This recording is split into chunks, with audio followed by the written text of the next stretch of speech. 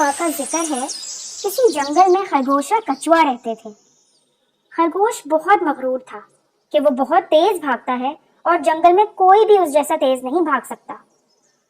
وہ کچھوے کو آہستہ چلتے دیکھ کر اس کا بہت مذاق اڑاتا تھا۔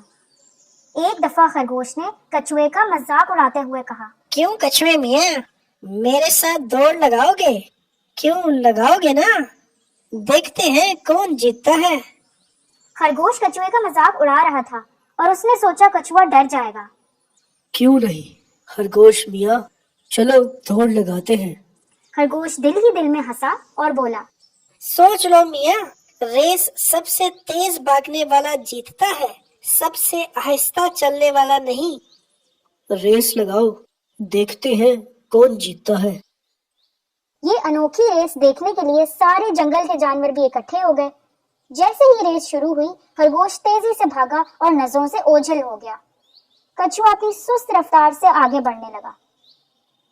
تھوڑا آگے پہنچ کر خرگوش پیچھے مڑا اور سوچنے لگا، کچھوے میاں تو دور دور تک نظر نہیں آ رہے، چلو کچھ دیر یہیں آرام کر لیتا، جب تک کچھوے میاں آئیں گے میں سو لیتا ہوں۔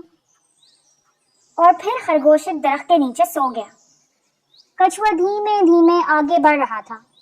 راستے میں اس نے خرگوش کو سوتے ہوئے پایا، لیکن کچھوا رکا نہیں اور دھیمے دھیمے چلتا رہا، اور یوں وہ ریس جیت گیا۔ اور پھر سارے جانور تالیاں اور سیٹی بجا کر اس کا استقبال کرنے لگے۔ تالیوں کی آواز سے خرگوش بھی جاگ گیا۔ وہ بھاگتا بھاگتا ریس ختم ہونے کے مقام پہ پہنچا، اور جب وہاں پہنچا تو دیکھا کہ کچھوے کی جیت کا جشن چل رہا ہے۔ خرگوش کی اتری ہوئی شکل دیکھ کر کچھوا بولا، ایک پتے کی بات سنو ساتھیوں، کامیابی ہمیشہ اس کی ہوتی ہے جو بنا رکے آہستہ آہستہ آگے بڑھتا جاتا ہے۔